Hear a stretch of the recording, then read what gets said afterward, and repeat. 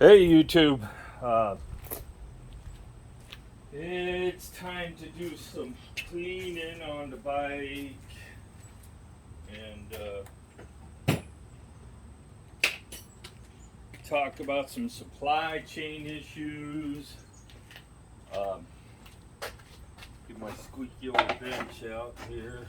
And I went for a ride the other day and got rained on. And the back wheel is a mess, so we've got to clean on that a little bit. And the easiest way to clean on this is put it in walk mode.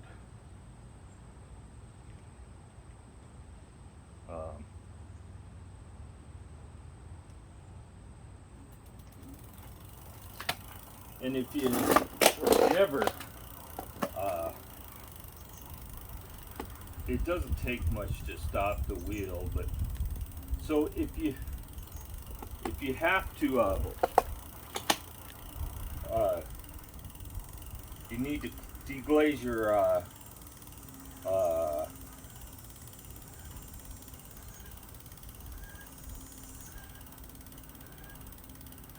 what? I either got a cassette's wobbling pretty good there. And that's just plain and simple, the easiest way to clean the two sides, and then you only have the center. Well, let me put that on walk mode again.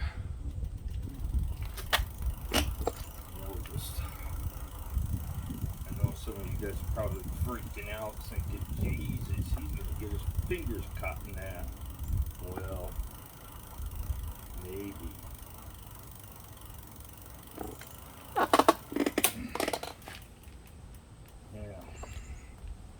So now all I have to do is clean the center, which is a whole lot easier than trying to clean. I could use some degreaser on this, but it's and the reason you clean this is just to keep, because if you get enough dirt on it, you can actually throw off the balance on the wheel. And so, and I do this maybe once a week, depends on the situation, but when you get out riding in the rain, this gets really dirty. Front wheel not so much, but back wheel, yeah, it gets trashed. You could spray some degreaser on it, because degreaser isn't going to hurt the brakes. So I thought I'd do a video today while I clean the bike on supply chain. The market is really going through a phase right now where they're really having problems getting parts. And whether you guys realize it or not, it is becoming an epidemic of a problem. Little joke there.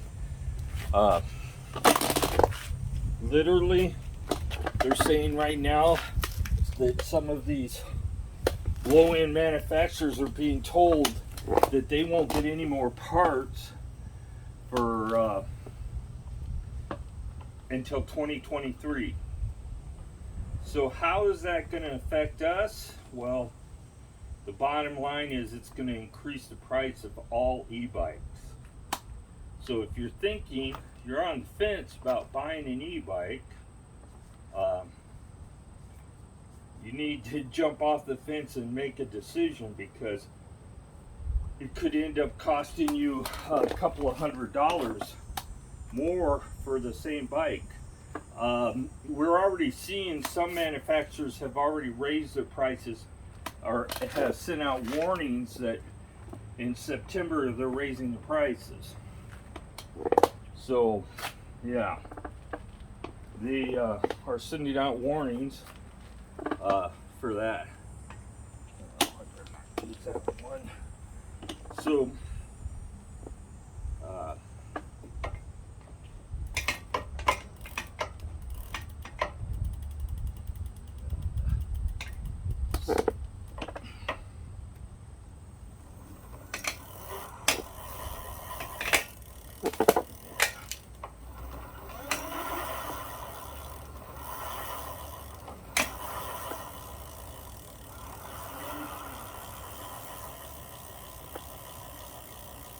so I'm cleaning some of the grease off here. This will be my last week for this chain. Already ordered a new one. I am going to upgrade. I've decided that probably the best thing for me on this freewheel thing is to upgrade to 9-speed. I have not found somebody that actually has a 9-speed in stock. They actually make a 9-speed freewheel. So I am going to convert this bike to a 9-speed. And it's going to be kind of expensive, but it'll bring it into the modern ages. I debated whether to change it to a cassette,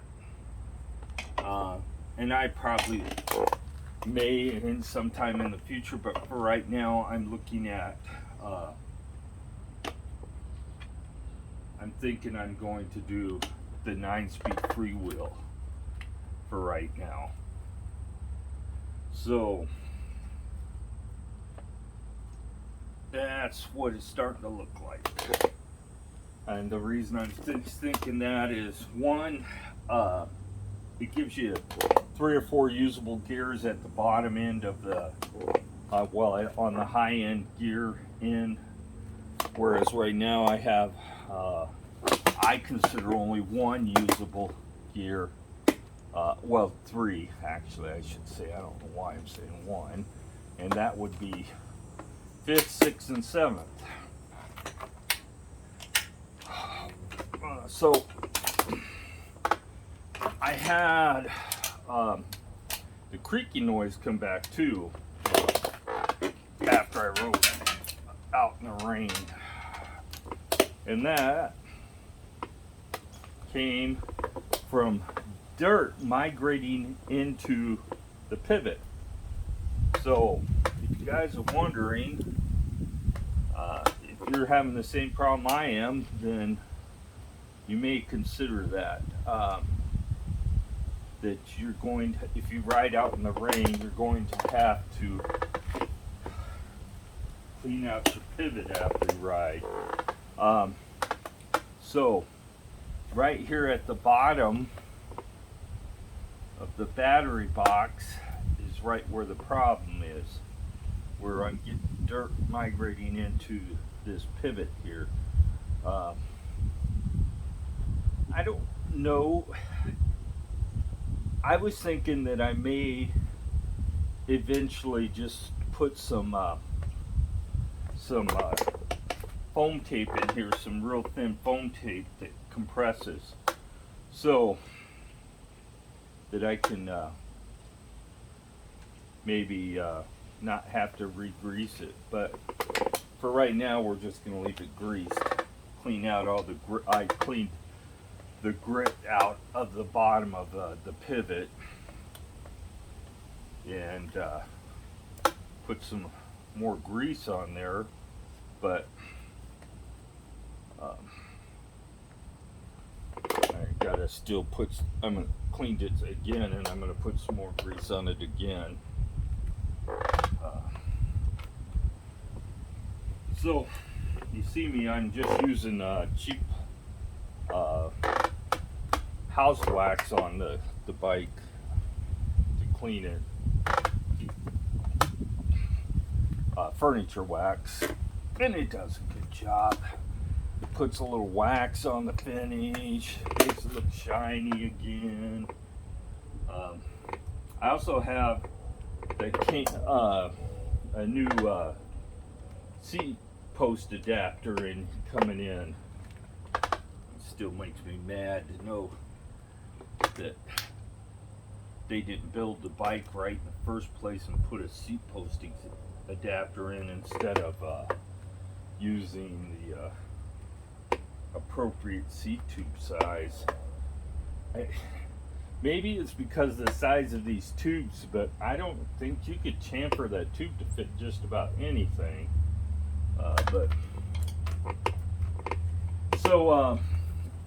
I was talking to somebody in the industry that's building regular bikes, and he told me that he's probably going to have to quit doing business because of the supply chain problems. And it's getting worse, actually, instead of getting better.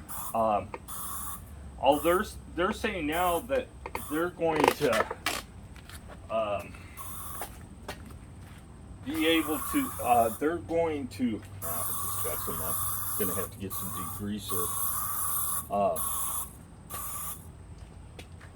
Get that off that brake caliper. That they're going to have to. That China is having such a problem in their ports now that it's causing problems throughout this whole supply chain, just not for bikes, but for anything we get from China. We send most of our the semiconductors are produced in China from materials mined in the United States. Not everyone, of course, but there's a good percentage of them that the manufacturers are producing product from U.S. materials. So, and there's a rubber shortage. That's why tires are getting outrageous now. If you have to go buy a tire, even for your car, it's starting to get to the point that there's some rubber shortage. Now, I was reading somewhere that the shortage is coming from the materials that they use to make synthetic rubber, but they still use a lot of rubber from rubber trees, and the Amazon is had a problem with disease. They're having the same problems with banana trees too. So it's a really sad state of affairs that we have to rely on a foreign country so much that it starts affecting our well-being. I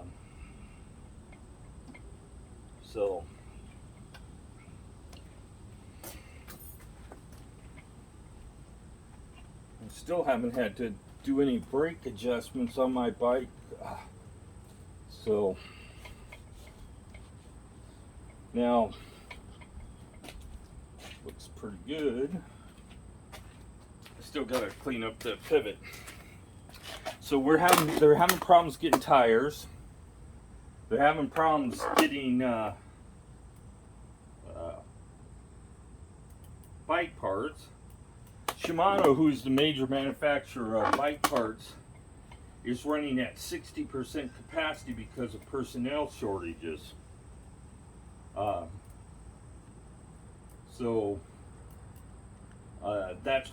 And quite frankly, they would rather make high-end stuff than low-end stuff. The margin is much better for high-end bike parts than this stuff. Tourney is the bottom of their line. It doesn't get any lower than that. Lower than that is some Chinese crap that's a copy of something else. Yeah, right. It is a sad state of affairs.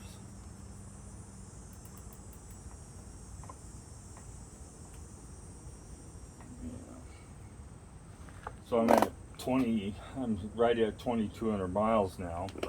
So I have been riding quite a bit. I did rotate the tires. So the supply chain, there's some congestion problems in the ports. They're talking about that now. It's causing backup for loading of ships. We have the rubber issue. Shimano running at 60% and told some manufacturers that they may not see any parts until 2023. And sorry about your problem, but it ain't ours. So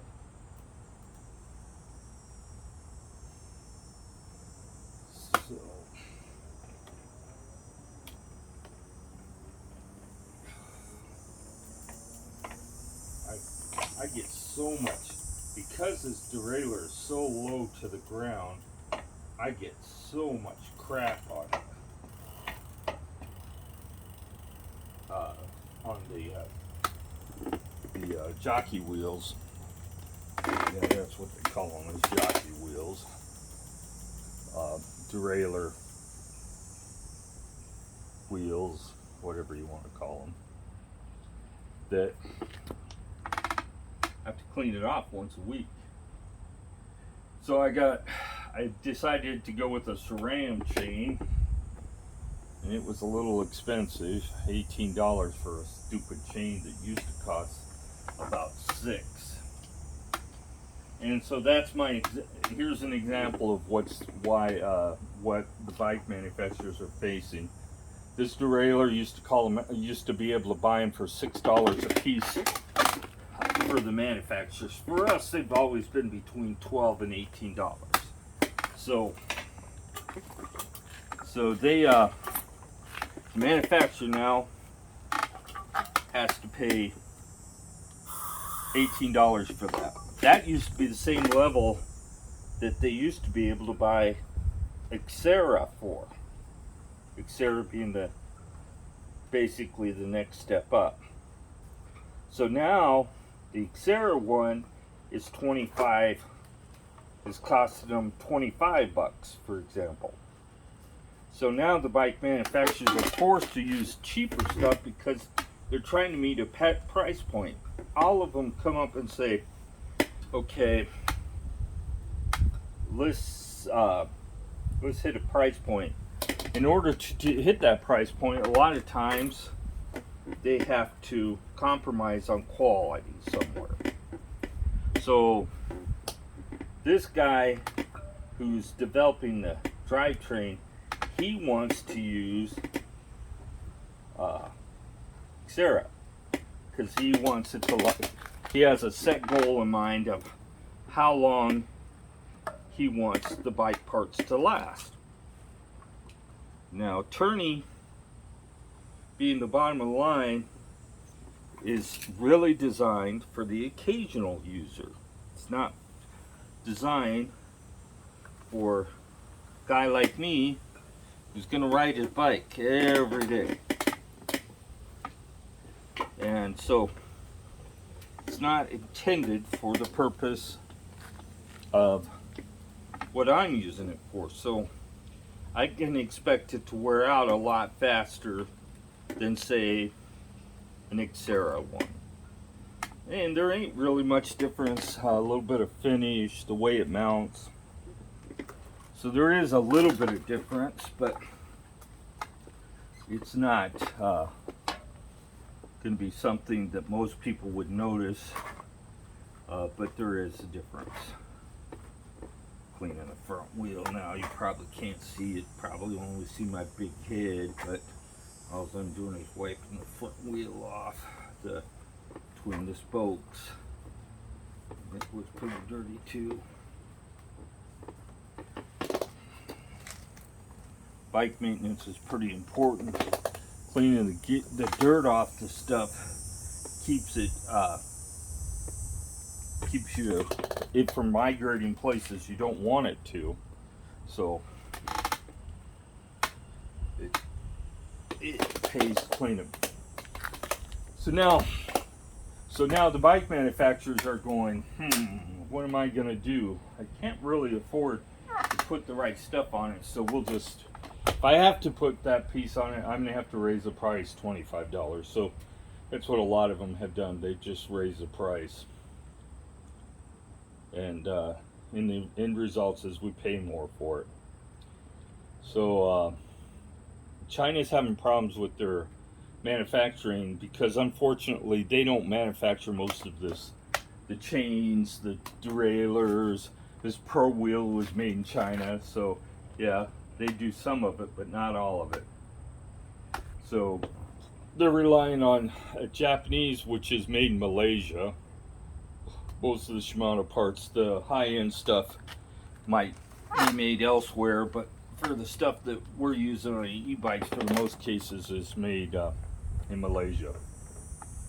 So they're having to try to get ships to Malaysia to pick up parts that aren't being manufactured at the same speed they were, and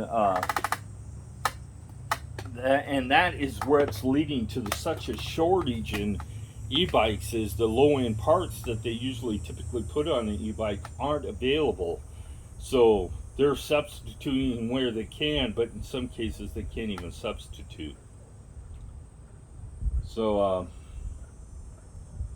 we have gearing, aluminum is a shortage there.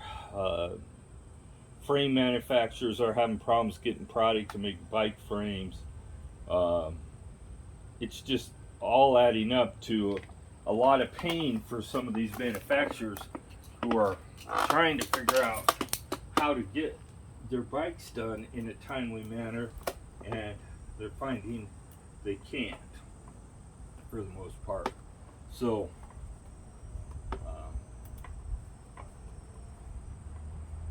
there's a lot of going on. I seen somebody say that electrics took their shipping time down to 3 weeks, and if they have, that means they actually have some bikes in stock, because there's no way they would get them from China in 3 weeks. So I don't know, maybe it's a ploy to get people to order, but that's what they're saying. They got a 3-week lead time right now. So I'm trying to get the bike cleaned up and get ready to put it back in the garage, because if you can't hear in the background, it's thundering in places, and we're supposed to get a pretty good rainstorm here. And although I don't mind riding in the rain, I don't like the level of cleanup I have to do after I do ride in the rain on this bicycle. It is a pain to get rid of all the creaks and groans that you pick up from riding in the rain. That yesterday, that was just, I was like, how could just a little bit of rain, it didn't rain but 20-30 minutes, cause such issues? And what it is the fender's blowing water up here on this key, and the key gets it gets right on that bottom right here, and it migrates right up into the pivot, because on the bottom here it doesn't have this piece here. It's just a flat piece, so there's really nothing to keep it from going up in there. So I wish they would have put this key on the side of the bike, but in this case it was the way the battery manufacturers was already making these batteries. It's not like electric had them made for their bike. They didn't. This is strictly off-the-shelf stuff. This frame was off the shelf, and then the frame company, they go, okay, we can sell you this frame to this manufacturer, and this manufacturer puts all these parts on it and calls it a bike. So this chain that's on here is a no-name chain. I don't have any idea who made it. So, it's not a Shimano chain. It would say HG on it, or UG, or whatever G on it, and there's nothing on it. So it means it's a no-name. And I have never even looked for a master link on this thing. I'm assuming there isn't one.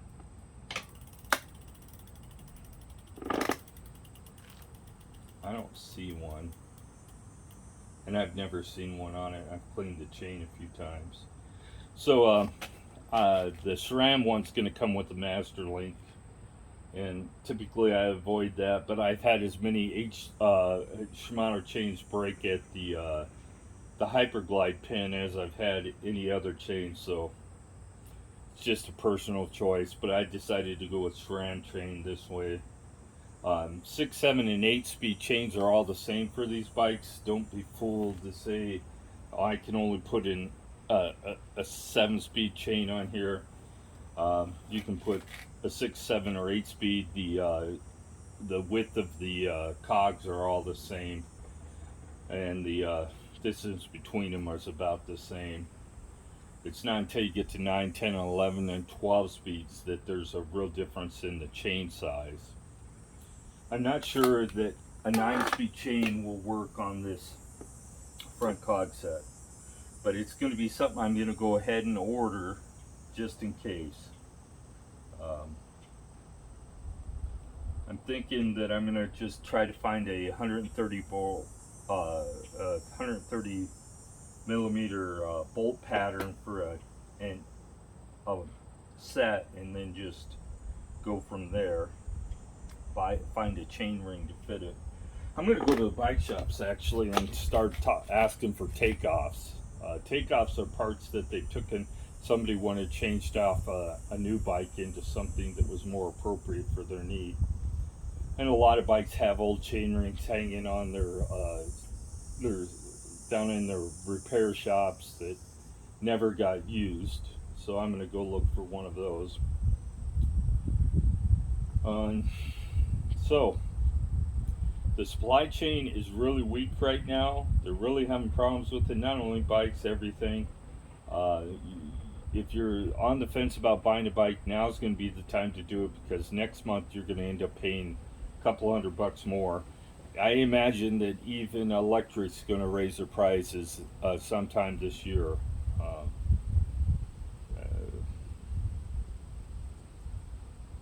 It's just the way it is. So I got a new seat post shim coming for this, and I have a new chain, and I got a seat post shim coming for Karen's bike. I'm going to be doing a video on converting that scooter to lithium ion here pretty soon, if you've got one of those scooters. Yeah, we have 2 of them. There's another one back there. I've used it quite a bit. That scooter probably has 1,000 miles on it. It's on its second set of batteries. Karen's still on her first set. On second set of tires too. But I'm thinking that I'm going to convert it to lithium ion, and there's a reason for it. Is because with my disabilities, I don't know how many more miles I'm going to get on these ankles before I can't ride it anymore.